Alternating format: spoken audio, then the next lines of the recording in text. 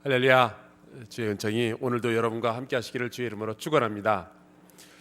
제가 대학 다닐 때 제주도로 잠수 여행을 갔었습니다. 아시다시피 저는 이제 그 물속으로 잠수하는 그 다이빙 클럽에 있었고요.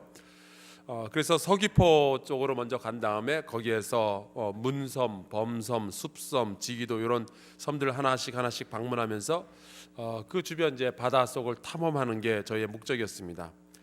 근데 어느 한날 슬픈 소식이 하나 날아들었습니다.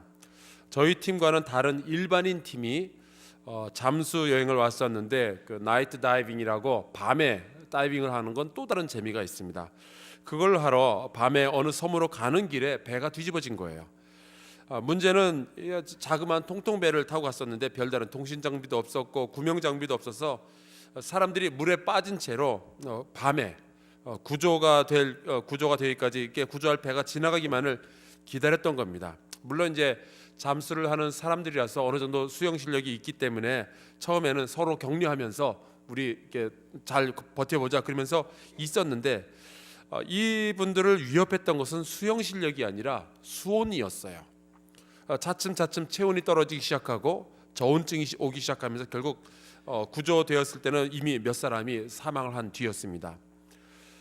죄는 우리가 싸울 수 있기는 해요. 하지만 빨리 나오지 못하면은 결국 우리가 질 수가 있습니다. 죄의 능력을 과소평가해서는 안 됩니다. 제가 미국에서 들었던 격언들 가운데 이런 것이 있어요. He who swims in sin will sink in sorrow. 죄악 속에서 헤엄치는 사람들은 결국은 슬픔 속에서 빠져 죽게 될 것이다. 죄의 삭은 사망입니다. 오늘은 리더들이 아무 생각 없을 때 짓는 죄에 대해서 함께 말씀을 나누려고 합니다. 오늘 말씀 7절에 보면은 그러므로 목자들아 여호와의 말씀을 들을지어다 라고 시작을 합니다. 이 말씀은 리더들을 향한 말씀이라는 것이 아주 분명해요. 이 목자라고 불려진 리더들입니다. 그럼 누가 목자일까요? 누가 리더일까요?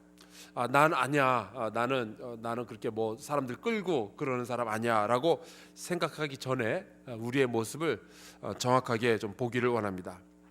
리더라는 것은 사람들을 이끌거나 도와주는, 곁에서 도와주는 그러한 사람을 의미하죠. 지구상에는요 단 2명만 있어도 리더가 발생이 됩니다. 한 명은 이끌고 한 명은 거기에 동조해서 따라가도록 되어 있는 게 우리 인간들의 삶의 모습이에요. 그리고 이 리더의 역할이라는 것은 한 사람은 항상 끌기만 하고 한 사람은 맨날 따라만 가는 것이 아니라 때로는 서로 간의 그 역할이 바뀌기도 합니다. 창세기 초반부에는 세상에 사람이 딱 2명밖에 없었어요. 아담과 하와. 근데 간교한 뱀이 하나님께서 먹지 말라 한 이 선악과를 따먹으라고 먼저 하와를 유혹합니다. 그래서 하와가 한 입을 먹죠. 그리고 나서 성경이 이렇게 말합니다. 여자가 그 열매를 따먹고 자기와 함께 있는 남편에게도 주매 그도 먹은지라. 그러니까 여자가 남편을 지금 리드한 케이스가 되는 거예요. 물론 성경은 굉장히 간략하게 쓰여져 있기 때문에 우리가 다 알 수는 없었지만 선악과는 먹어서도 안 되고 만져서도 안 된다는 것을 잘 알고 있던 아담에게, 그걸 먹으면 정녕 죽을 것이라는 것을 알고 있었던 아담에게 선악과를 먹인 하와의 리더십은 우리가 인정을 해줘야 돼요. 얼마나 리더십이 뛰어났으면 아담은 죽는 걸 알면서도 아무 소리 못하고 선악과를 받아 먹겠어요. 이런 상황이 생기자 하나님께서는 창세기 3장 16절에 하와에게 이렇게 말씀하십니다. 너는 남편을 원하고 남편은 너를 다스릴 것이니라. 이 리더를 그때 하나님께서 부랴부랴 정해 주신 거예요. 앞으로는 남자가 리드하고 여자가 따라가라라는 말이죠. 하여간 세상에는 딱 2사람밖에 없을 때도 리더가 팔로워, 그 다음에 목자와 양떼가 이렇게 나눠지게 되어 있습니다. 여러분은 혹시 결혼하신 분들이라면 부부 사이에 누가 이끌고 누가 따라가는 편인가요? 요즘 남편들이 그런다죠. 수신제가 손과 몸을 쓰는 일은 제가 하겠습니다. 자녀들 사이에도 리더가 있고 따라가는 형제들이 있습니다. 제 아내는 3자매 중에 맏딸입니다. 2살씩 터울인데 이 3자매가 모이면 웃기지도 않아요. 위아래가 얼마나 철저한지 모릅니다. 제 아내는 왕언니로 통하고 동생 둘은 이 언니 말이라면 거의 절대 순종합니다. 그리고 또 언니가 동생들을 얼마나 또 잘 챙겨주는지 몰라요. 또 어떤 경우에는 역할에 따라서 리더가 팔로워가 되고 팔로워가 리더가 되는 그러한 경우들도 생깁니다. 유명한 말이 있죠. 경제는 당신이 대통령이야. 기억하십니까? 옛날 전두환 씨가 김재익 그 경제수석 비서관에게 했다는 말이에요. 사람은 분야에 따라서 리더가 될 수도 있고요, 또 따르는 사람이 될 수도 있는 겁니다. 회사의 평사원도 영적인 분야에서만큼은 회사의 리더의 역할을 할 수가 있겠고요. 가정에서도 남편은 가장의 역할을 하겠지만 그 남편에게는 아내가 신앙의 리더이자 멘토 역할을 할 수도 있는 거예요. 그런데 성경을 통해서 이제 세상을 보는 사람들은 이러한 리더십이 하나님의 섭리 없이는 발생하지 않는다라고 봅니다. 로마서 13장 1절, 각 사람은 위에 있는 권세들에게 복종하라. 권세는 하나님으로부터 나지 않음이 없나니 모든 권세는 다 하나님께서 정하신 바라. 자, 여기에서부터 리더의 문제가 시작이 됩니다. 권세를 가진 리더는 하나님께서 너는 사람을 지금 이끌어라, 이 분야에서는 사람을 이끌어라 라고 리더의 그 책임을 주셨는데 하나님께서 다 정하신 건데, 그렇다면 리더는 그 부르심에 합당하게 살아야 되는 거죠. 그리고 그 부르심에 합당하게 일하지 않는다면 그것이 그때부터는 하나님 앞에서 죄가 되기 시작하는 겁니다. 가족에는 가장이 있게 마련이고요, 친구들 사이에서도 리더는 자연히 발생하게 됩니다.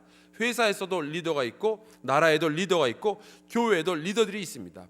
속장이 있고, 권사가 있고, 교회 학교 교사도 있어요.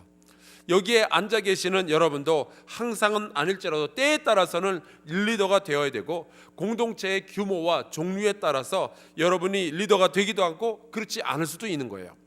우리 모두는 어떤 면에서는 리더의 역할을 하기 위해서 부름을 받았고 그 부르심에 합당한 일을 해야만 합니다. 만약 그렇지 않는다면 죄가 되는 거예요. 오늘 우리가 읽은 에스겔서 34장은 이 리더들을 향한 하나님의 경고입니다. 내가 너를 불렀는데 응답하지 않는구나, 혹은 내가 너를 불러서 네가 오기는 왔는데 너의 할 일을 하지 않는구나, 이런 이야기죠. 8절에 이렇게 말씀합니다. 내 양떼가 노략거리가 되고 모든 들짐승의 밥이 된 것은 목자가 없기 때문이라. 이 말씀에서 이 양떼의 주인이 누구인지 좀 분명히 해야 되겠습니다. 말씀해 보면은 내 양떼라고 했습니다. 여기서 나오는 나가 누굴까요? 여호와 하나님이시죠. 여호와 하나님은 양떼를 지금 소유하고 계시는 거예요. 그런데 이 양떼가 노략거리가 되고 모든 들짐승들의 밥이 된 겁니다. 알고 봤더니 목자가 일 안 하고 어디 가버린 거예요. 하나님이 찾아보니까 글쎄 이 목자가 양떼를 돌보지 않고 점심 먹으러 어디 나가버린 겁니다. 여러분, 몇 년 전이었는데 그 한 갓난아기가 집에서 혼자 죽었어요. 알고 보니까 영양실조로 죽었습니다. 어떻게 된 일인가 조사해봤더니 그 아기의 엄마가 자기 남자친구랑 PC방에서 게임을 하느라 아기를 돌보질 않은 거예요.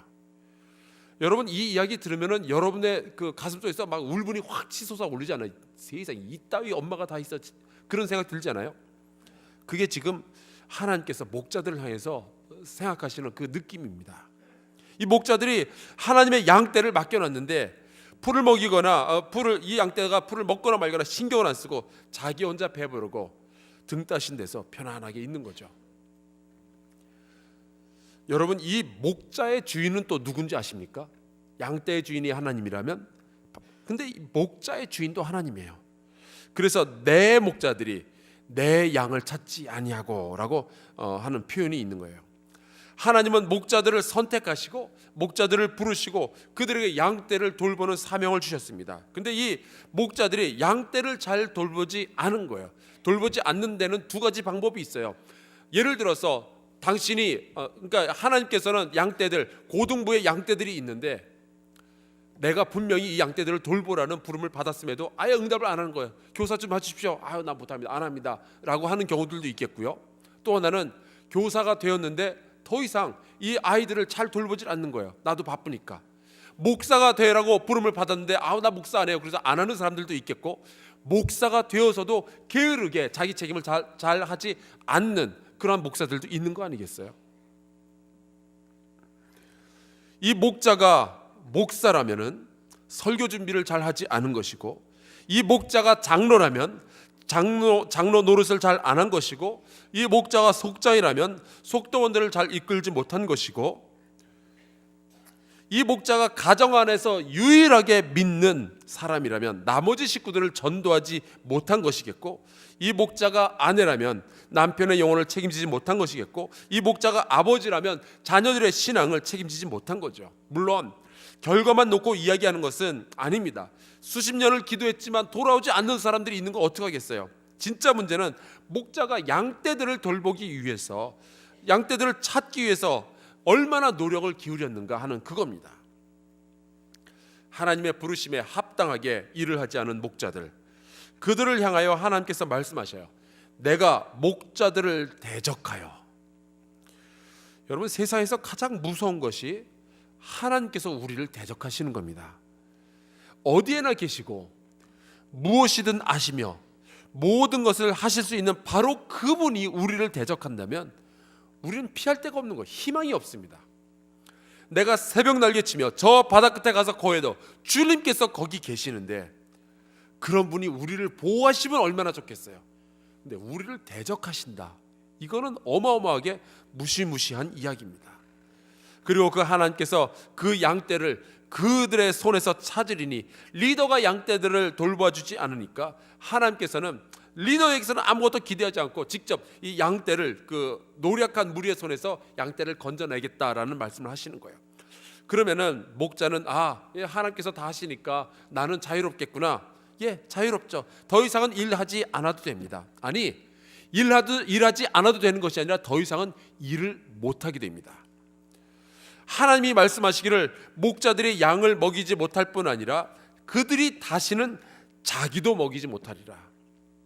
직업을 읽었을 뿐만 아니라 자기 배도 불리지 못하게 될 것이라는 그러한 말씀이죠. 하나님으로부터 격리되고 양떼들로부터 격리되고 심지어 자기 자신의 상급으로부터도 전부 다 격리가 되는 거예요. 이 말씀의 결론이 뭔지 아십니까? 리더의 목숨은, 리더의 운명은 양떼를 어떻게 돌보는가에 달려있는 거예요. 자, 그러면 우리 목자된 이들은 어떻게 양떼를 돌봐야 될까요? 가장이신 여러분들, 혹은 그 가정에서 가장 신앙이 좋은 엄마들, 교사, 혹은 여러분들이 권사, 장로, 목사, 전도사, 리더된 우리들은 어떻게 이 양떼들을 돌보면 될까요? 에스겔서 34장 4절 말씀을 한번 같이 좀 읽어보겠습니다. 이 34장 4절에 그 기본적인 돌봄을 하지 않았던 목자들의 나쁜 예가 나옵니다. 4절 말씀 같이 한번 읽어보겠습니다. 너희가 그 연약한 자를 강하게 아니하며 병든 자를 고치지 아니하며 상한 자를 싸매주지 아니하며 쫓기는 자를 돌아오게 하지 아니하며 잃어버린 자를 찾지 아니하고 다만 포악으로 그것들을 다스렸도다. 그러니까 목자된 이는 이 반대되는 일들을 하면 되는 겁니다. 그리스도의 이름으로 연약한 자는 강하게 하고 병든 자는 고치고 상한 자는 싸매주고 쫓기는 자는 돌아오게 하며 잃어버린 자를 찾고 그들에게 인애를 베푸는 거예요. 여러분의 상황에서, 여러분의 공동체 안에서, 여러분의 위치에서 각각 이 말씀을 적용하시길 바랍니다. 자, 그렇다면 오늘 우리가 기도할 것이 있죠. 먼저 회개합시다. 하나님의 말씀을 심각하게 받아들이시기 바랍니다. 우리에게 맡겨주신 양떼를 잘 돌보지 않았다면 우리는 죄악을 저질렀고 결국 우리는 하나님으로부터 벌을 받게 될 겁니다. 대충 넘어갈 거라고 생각하지 마십시오. 하나님은 약속을 이행하시는 분이십니다. 아버지, 우리의 불충을 용서하시고 목자의 일을 성실하게 수행할 수 있도록 힘을 주시옵소서. 잃어버린 자들을 품고 기도하게 하시며 병들고 상한 자들에게 관심을 품게 하여 주시옵소서. 아직 그리스도를 알지 못하고 세상의 권세에 노력당하는 내 사랑하는 식구들, 내 친구들, 내 이웃들, 내 직장 동료들을 위하여서 우리 같이 기도하길 원합니다. 그들이 이 땅 가운데 흩어진 것은 아버지여, 제가 책임을 다 잘하지 못해서 그렇습니다. 용서하여 주시고 다시 기회를 주시되 주인 되신 주님께 기쁨의 보고를 올릴 수 있도록 저에게 힘과 지혜와 권세를 허락하여 주시옵소서. 우리 같이 주여 크게 세 번 외치고 통성으로 기도하도록 하겠습니다. 주여